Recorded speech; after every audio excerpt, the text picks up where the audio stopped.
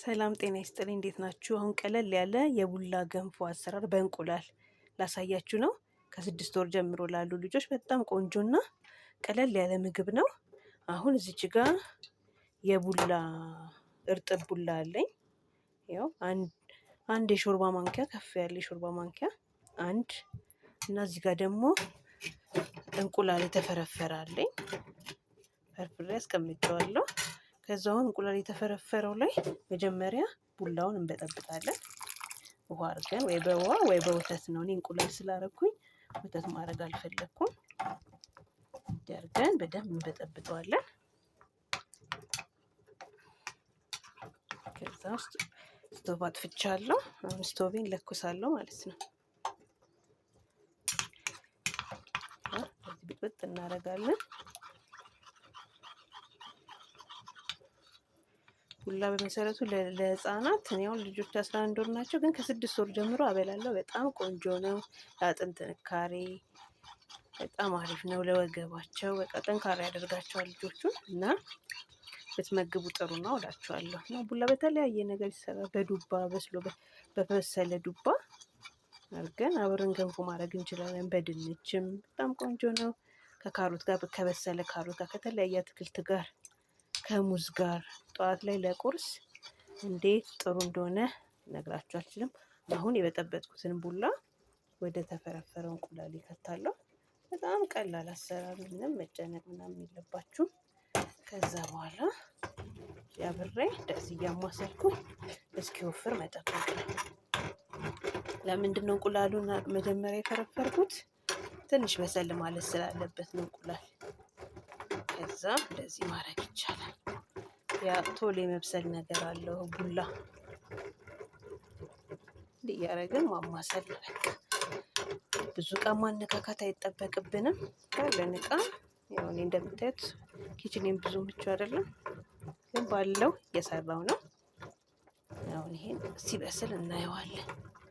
እነሱ ራሱ ወደውት ነው የሚበሉት። በቃ እኔ ብዙ ጊዜ ጠዋት ላይ ቁርስ የማደርገው ቡላ ነው። ቡላውን አጥቤ አጣርቼ ነው፣ ዝም ብሎ አይደለም። ለተገዛ እንጠቅም። ውስጡ ብዙ ቆሻሻ ሊኖረው ይችላል። በደንብ ታጥቦ ተጣርቶ ነው። ዱቄት ቡላን በጥብጣችሁ መጠቀም ትችላላችሁ። ይሄን ይመስላል። በደንብ እንዳይጓጉልብን በደንብ ማማሰል አለብን። ያው እዚህ ጋር ደግሞ ከጎኑ ለምሳቸው የሚሆን ድንች በካሮት በቃ ኢትዮጵያዊ ምግብ ነው የምንሰራው። ድንች በካሮት ጥጄላቸዋለሁ። ካሮቱን ፈቅፍቄ ድንቹን አነሳ አነሳ አድርጌ በቃ ካለኝ አንዳንድ ነገር ከትበት ቦለቄ በከቱበት እዚህ ላይ አሁን የተዘፈዘፈ ቦለቄ በጣም ቆንጆ ነው የሚሆነው። እንግዲህ ቤት ባለኝ ነገር ነው የምጠቀመው። አሁን ወደ ቡላችን እንምጣ። ያው እየወፈረልን ነው።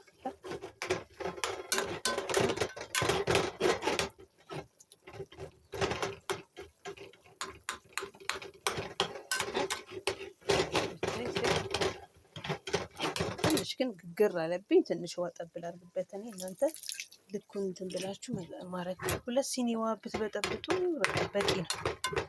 ለአንድ የሾርባ ማንኪያ 2 ሲኒ ውሃ በጣም በቂ እና ከበቂ በላይ ነው።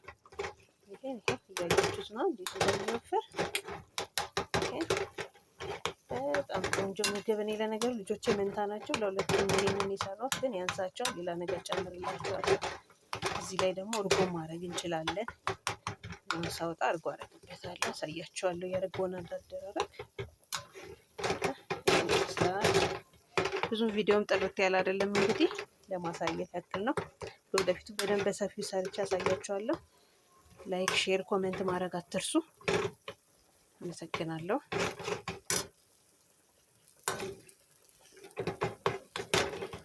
ጥቅል አለብኝ ላላላለ አቀባለበታለሁ። እንዲህ ያደረግን ትንሽ ማብሰል አለብን። ጨው ምናምን አልጠቀምም። ያው ጨው ከዓመት በፊት ብዙ መጠቀም አላስፈለገኝም እና እኔ አልጠቀምም።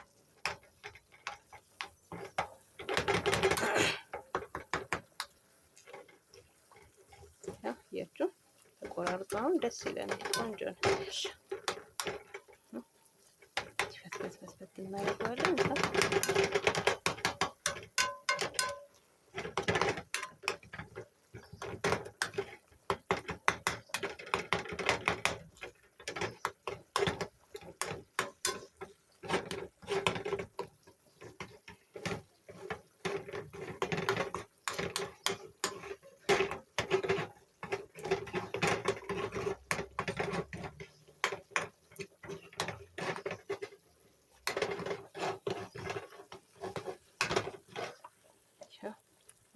ብሎ ግን ከ6 ወር ላሉ ልጆች ትንሽ ከዚህ ቀጠን ቢል ቆንጆ ነው።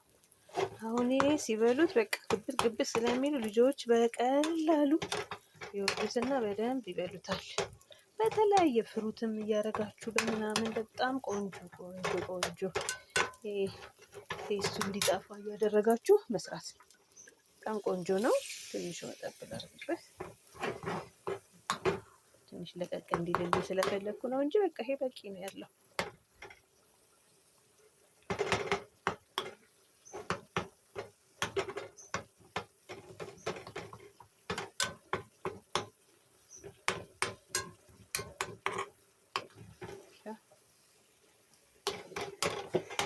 ቡላ በእንቁላል ይላችኋል። ይሄን ይመስላል።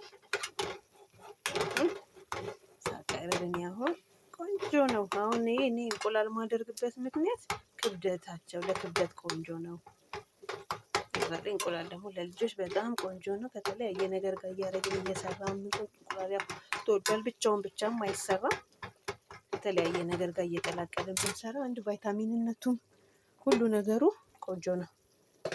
ስለዚህ አሁን ይሄን ይመስላል። ስቶቬን አጠፋለሁ። እኔ በቅቶታል በእኔ በኩል ይኸው ወፈር ብሎ እንደው በጣም ሳይሆን ያቀረ ቆንጆ ነው ያለው። አሁን ምን አደርጋለሁ? መብያ ሳህናቸውን አመጣለሁ፣ እቀጫለሁ። ከዛ ወደዛ አደርጋለሁ ማለት ነው። ወደሚበሉበት ሳህን ላይ አወጣለሁ። ያ መብያ ሳህናቸው አደርጋለሁ።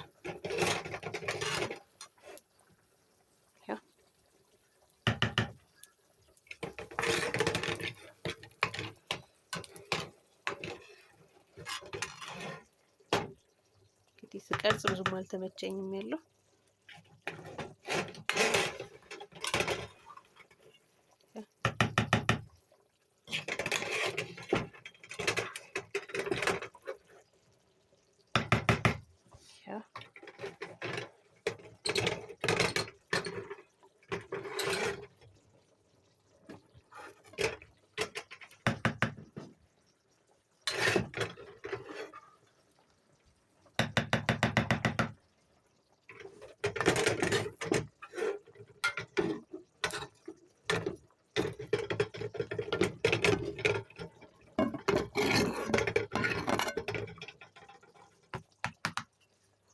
እንደ ማቅረቢያ ሳህኑ ላይ አድርጌያለሁ።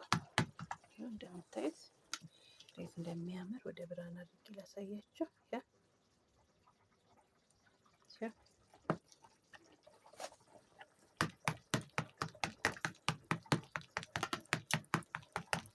ይመስላል። አሁን ትንሽ ቅቤና ወይ ትንሽ እርጎ ላድርግበት። ቆይ እዚህ ላይ አሁን እርጎ እናደርጋለን። ሌላ ማንኪያ አምጥቻለሁ። ይሄ እርጎ የላም ወተት ነው። እርጎ አድርጌ ነው። እርጎ ደግሞ ለልጆች በጣም ቆንጆ ነው። ብቻውን የምትሰጡ ወይ ደግሞ እንዲህ ከምግብ ጋር ከላይ አድርጋችሁ ብትሰጧቸው በጣም ቆንጆ ነው። ያው እርጎዬን ሰፈፍ ወደዛ ገፋና እንደዚህ አድርጌ የረጋውን ይሄ አዲስ ስለተቀላቀለበት ተበጥብጧል እንጂ ያለው ያው እርጎ የረጋውን ይሄ አንዱ ለማንኪያ ካለ ይበቃቸዋል። ያዝጌ ልጆቼን መግባለሁ ማለት ነው። አመሰግናለን። ያው እንዲያቀላቅዬ እኔ እንዳልቅ መስላችሁ ጾም ነው። ልጆቼ ጋር ደግሞ ለመሄድ ትንሽ ኪችኔና ቤቴ ትንሽ ይራራቃል።